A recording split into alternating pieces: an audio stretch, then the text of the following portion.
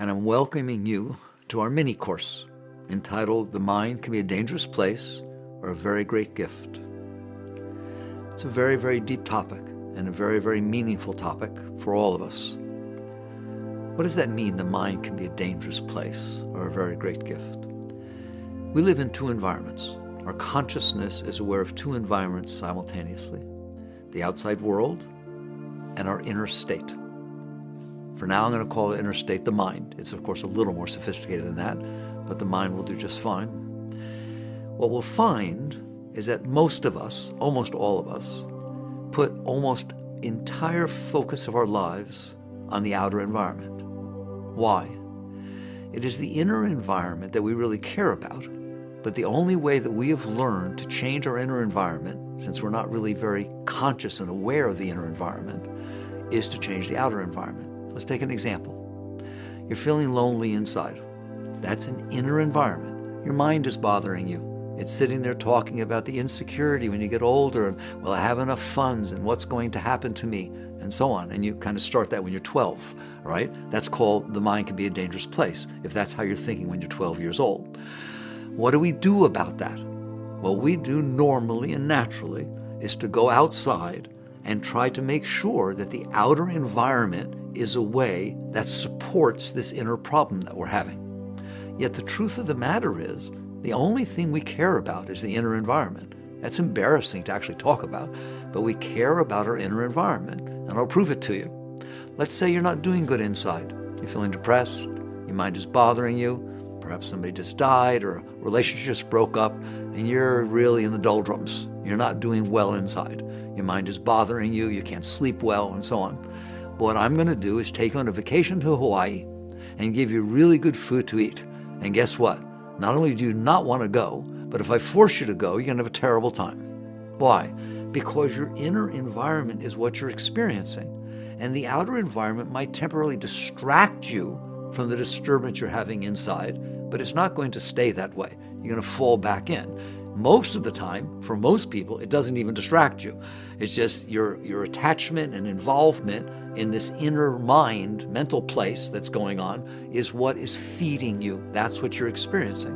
And on the other side, the other example, the other end, let's say you just fell in love. You just fell in love. You just met this person. They're so beautiful. You're so excited. Your mind is telling you this, oh, this is the solution to every problem I ever had. I'm flying on cloud 9. And you get a phone call saying you didn't get the job that you wished you'd gotten, right? Guess what you say? Oh, I'm okay. I'm okay. Thanks for calling. All right. Let's say it says somebody else got the raise in the office.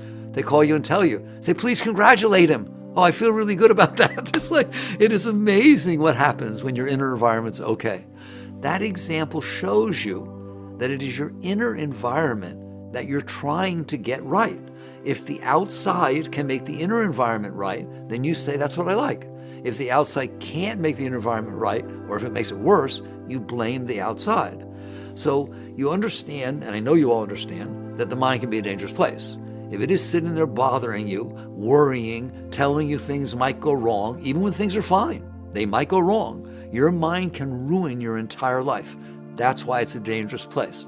Why can it be a very great gift? What happens there? We're going to discuss that in later sessions in this mini course. What you will find out is if your mind is not bothering you, your ability to have a beautiful life is enhanced tremendously. And your mind can actually enhance your ability to experience life and enjoy life. But right now, what I want to paint out, or what I want to spend time talking about, is your mind is not behaving. You're not doing well with your mind.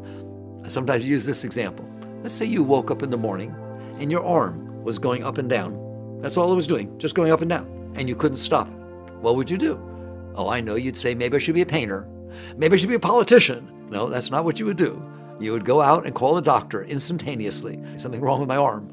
It doesn't stop going up and down. Why don't you do that with your mind? Your mind doesn't shut up for a second. It's constantly thinking and talking and worrying and plotting and planning and telling you everything that could go wrong, that is wrong, that you ever did wrong. It even does that, right? You don't call anybody up. I mean, I suppose if it gets too bad, you do. But as a general rule, you just accept that the mind is out of control. And that is a major problem because it goes wherever it wants to go. It goes to places it should not be going. I always pick on people, my strongest one is your past. It goes to problems you had in the past that aren't even happening anymore, and it bothers you about them. So the mind in and of itself, what is going on in your mind, is what determines the quality of your life. But we don't deal with it that way. We sit there and say, everything needs to be what I need outside. That's what determines the quality of my life. And your mind supports that tremendously. It keeps telling you, you need to get everything outside the way it tells you. It's like a dictator. It tells you, you got to get this person to like you, and you better get this raise, and you better get this, otherwise I'm going to bother you. So a wise person, and we are all wise at the deep level, wakes up someday and says, I have a problem. And the problem is not the outside world. The problem is that my mind will not leave me alone.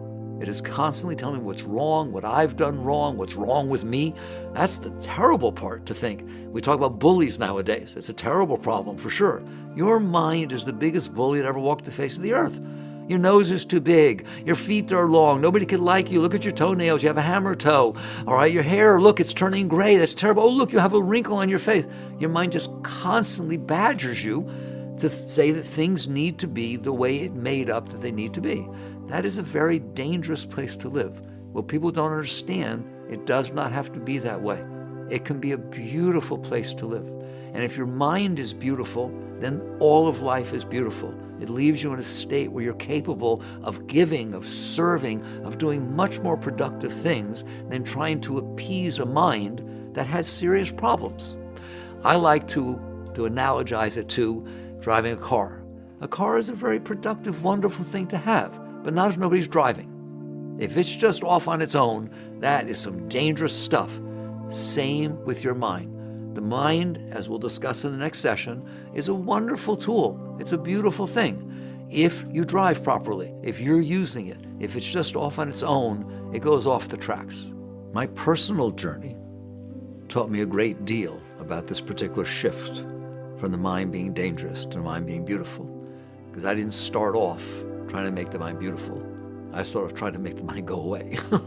I saw how dangerous it was. That's very easy to see, how much trouble that thing causes. You just walk around and it's constantly telling you what you did wrong and what you should have done and what's wrong with somebody else and decision making, and it drives you nuts. And I didn't want that. I decided that I can't live my life with that going on. I want to have a deeper life than that. My particular self, I actually stepped aside when I was coming out of college. I was in graduate school and moved out to the woods and figured, I'm going to do meditation. I'm going to do intense meditation until I stop this thing. Fortunately, for me and for you, I learned that that's not the right path. That is not how you appreciate and learn the great gift that the mind can be. That's how you bludgeon the mind to make it shut up. And the more you fought with it, the more it fights back. And the more negativity you put in there, and you didn't meditate enough, you didn't do this enough, you're not doing enough yoga, you're not trying enough. It's just more stuff for the mind to talk about. We call it spiritual ego. It's just the same ego, the same noise. It just starts talking about spiritual things, and it's down on you just as hard as it was, all right?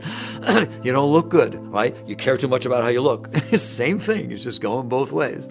So what I learned is that there is a way to deal with this entire environment inside without creating a more commotion by fighting with it, to turn it into something beautiful, that it can really be beautiful inside. And that's what we're going to talk about in these sessions, in the future sessions as we move on, is how to work with the mind to raise it up. It is your job to learn how to raise these energies of the mind up to a higher level so that they become beautiful naturally, as opposed to fighting with them and complaining about the difficulty that you have with your mind. So the purpose of this mini course is to just have a quick look at how it is now, which is pretty much out of control, right? The mind is crazy, making dictates and judging and doing all kinds of stuff, and how it can be, and then how to get it that way. So I look forward to meeting you over in session 2, where we'll be a little more positive and talk about the positive side of why the mind can be a very great gift. But in the meantime, until we get over to that session, I'd like you to take the opportunity to write down below this video, you'll see an input box, write down what experience you've had of your own personal life where you have noticed that the mind can be a very dangerous place. I know you've had those experiences. It's really good that we share with each other, that we understand it's not just us, that mind can go off the tracks. See you over. It enhances your communication and quiets your thoughts. It also strengthens your immunity and heart-brain coherence. Hold the mudra with one hand or with both hands. Remain in this hand position while enjoying the video. Gently bring your ring finger and thumb together.